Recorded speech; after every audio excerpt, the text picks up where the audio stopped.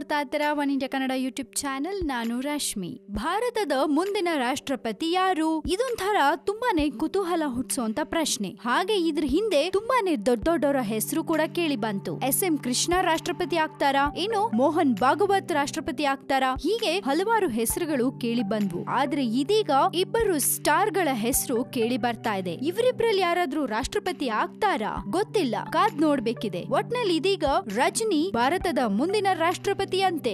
S, Rajinikanth ಹೆಸರು ಕೇಳಿದ ತಕ್ಷಣ ಸುದ್ದಿಗಳಿಗೆ ನಾನಾ ರೆಕ್ಕೆ ಪುಕ್ಕಗಳು ಬಂದು ಹಾರಾಡಲು ಶುರು ಮಾಡುತ್ತೆ. ಅವರ ಕುರಿತ ಅತಿರೇಕದ ಜೋಕ್ಗಳು ಸೇರಿದಂತೆ ಸುದ್ದಿಗಳಿಗೆ ಹಲವಾರು ಬಾರಿ ತಲೆ ಬುಡಗಳಿರೋದಿಲ್ಲ. ರಜನಿಕಾಂತ್ ಅವರಿಗೆ ತೀವ್ರ ಹುಷಾರಿಲ್ಲವೆಂಬ ಸುದ್ದಿಯಿಂದ ಹಿಡಿದುಕೊಂಡು ಅವರು ರಾಜಕೀಯ ಪಕ್ಷ ಕಟ್ಟೇ ಬಿಟ್ರು ಅನ್ನೋವರೆಗೆ ಸುದ್ದಿಗಳು ಹರಡಿದ್ವು. ಆ ಸುದ್ದಿಯ ಜಾಡು ಅವರು ತಮಿಳುನಾಡು ಮುಖ್ಯಮಂತ್ರಿ ಆಗೇ ಬಿಟ್ರು ಅನ್ನೋವರೆಗೂ ಬಂದು ನಿಂತಿರುತ್ತೆ. ಇದೀಗ ಇನ್ನೊಂದು ಲೇಟೆಸ್ಟ್ ನ್ಯೂಸ್ ಬಂದಿದೆ, ಕೇಳಿ. ನಂಬದ್ರೆ ನಂಬಿ ಬಿಟ್ರೆ ಬಿಡಿ, ಸಕ್ರಿಯ ರಾಜಕಾರಣದಿಂದ ಬಹುದೂರ ಉಳಿದಿರೋ ದಕ್ಷಿಣ ಭಾರತದ ಸೂಪರ್ ಸ್ಟಾರ್ ಸ್ಟೈಲ್ ಕಿಂಗ್ ಬಡವರ ಬಂಧು ತಮಿಳರ ಪಾಲಿನ ಅಣ್ಣ 66 ವರ್ಷದ ತಲೈವ ರಜನಿಕಾಂತ್ ಭಾರತದ ಮುಂದಿನ ರಾಷ್ಟ್ರಪತಿಯಾಗಲಿದ್ದಾರಂತೆ. ರಜನಿಕಾಂತ್ ಅವರು ರಾಷ್ಟ್ರಪತಿಗಳಾಗಬೇಕು ಅನ್ನೋ ಇಚ್ಛೆ ವ್ಯಕ್ತಪಡಿಸಿದವರು ಬೇರೆ ಯಾರು ಅಲ್ಲ, ದೇಶದ ಪ್ರಧಾನಿ ನರೇಂದ್ರ ಮೋದಿ ಅಂತ ದೆಹಲಿಯಲ್ಲಿ ಹಾರಿಸಿರುವ ಗಾಳಿಪಟ ದಕ್ಷಿಣ ಭಾರತಕ್ಕೆ ಬಂದು ತಲುಪಿದೆ. ತಮಿಳುನಾಡಿನ ಜನತೆ ಪುಳಕಗೊಳ್ಳಲು ಹಾಗೆ ಟಪಾಂಗುಚಿ ಡ್ಯಾನ್ಸ್ ಆಡಲು ಇದು ಸಾಕಲ್ವಾ? ಮೊದಲಿಗೆ ಬಿಜೆಪಿಯ ಹಿರಿಯ ನಾಯಕರಾದ 89 ವರ್ಷದ ಲಾಲ್ ಕೃಷ್ಣ ಅಡ್ವಾಣಿ ಮತ್ತೆ 83 ವರ್ಷದ ಮುರಳಿ ಮನೋಹರ್ ಜೋಶಿ ಅವರ ಹೆಸರುಗಳು ರಾಷ್ಟ್ರಪತಿ ಹುದ್ದೆಗೆ ಪ್ರಸ್ತಾವನೆಯಾಗಿದ್ವು. ಆದ್ರೆ ಅವರಿಬ್ರು ಬಾಬ್ರಿ ಮಸೀದಿ ಧ್ವಂಸ ಪ್ರಕರಣದಲ್ಲಿ ಮತ್ತೆ ಸಿಲುಕಿರೋದ್ರಿಂದ